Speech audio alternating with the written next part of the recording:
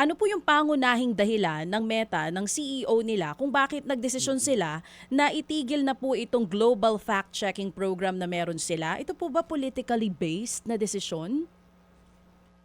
Opo 'no, masasabi natin na bahagi ito ng pag-pivot o pagkabig ng mga platform sa US para makuha ang pabor ng, bagong presidente si Donald Trump.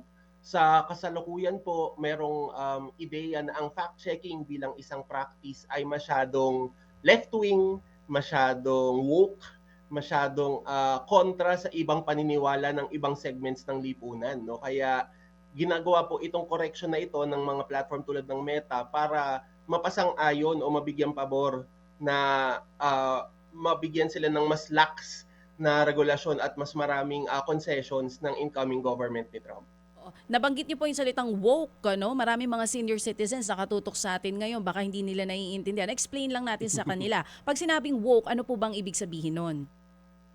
Originally po, ito yung ibig sabihin ay, marami tayong nalalaman na, hindi common o hindi mainstream pero naging pejorative o naging, derogatory na po ito, naging parang insulto na po ito na parang masyadong nagmamarunong o kaya Yan. masyadong ginagawang issue lahat, Oo. parang kagalit-galit lahat ng bagay, Oo. ganyan. So parang ang sinasabi, parang napag-alaman ng Meta na yung kanilang mga fact checkers are masyadong leftist at woke kaya nag-decide sila, let's leave it up to the users to identify kung ang nakikita nila online ay fake news or yan ba ay totoo. Ganun yung nangyari.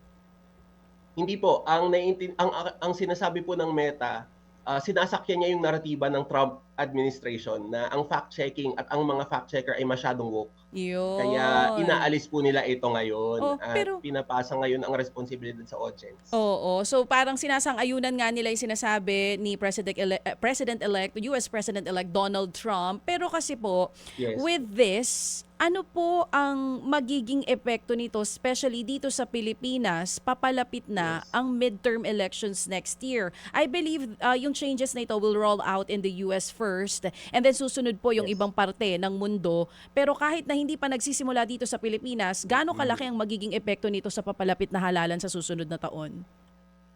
Tama po 'yan 'no. So, wala po tayong dahilan para maniwalang hindi aabot ito sa Pilipinas o sa iba pang Global South countries.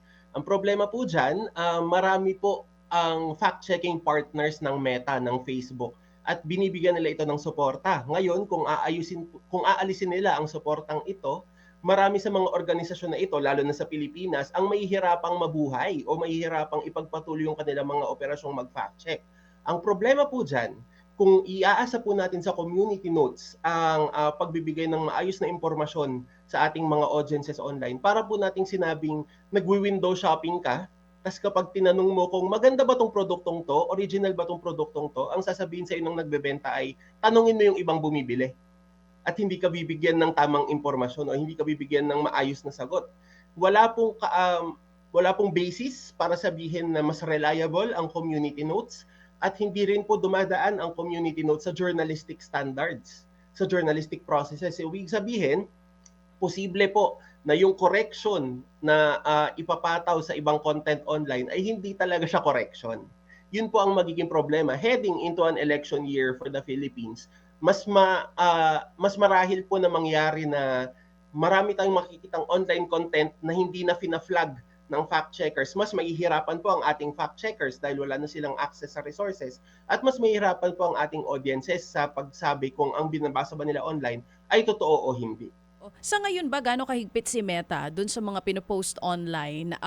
Tine-take down ba nila kapag nalalaman nila ngayon na yung nai-post ay fake news or nananatili pa rin ito online? Anong ginagawa niya sa ngayon na, na meron pa itong fact global checking versus kapag wala na? Sa totoo lang, sa ngayon pa nga lang po medyo maluwag na ang Meta. Yun, Kapag oo. tinanong at kinausap po na opo, 'pag tinanong at kinausap natin ang mga Filipino journalist, fact checker, pare-parehas po ang reklamo nila na sasabihin nilang, "Itong naratibang 'to, itong impormasyon na 'to matagal na naming sinabi sa'yong hindi yan totoo, pero hindi mo pa rin tine-take down." At sasabihin lang ng Meta, hindi pa kasi, lumalabag sa community standards, medyo malabo, hindi 100%. Kaya puwede pa siyang mag-exist.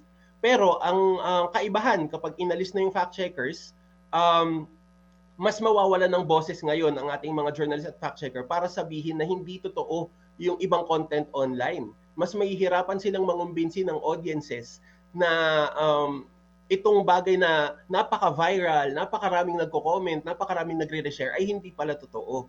At kung community notes ang pagbabasihan, edi mas parang ginamit lang po nating basis sa pag-determine kung tama o hindi ang content ay comment section.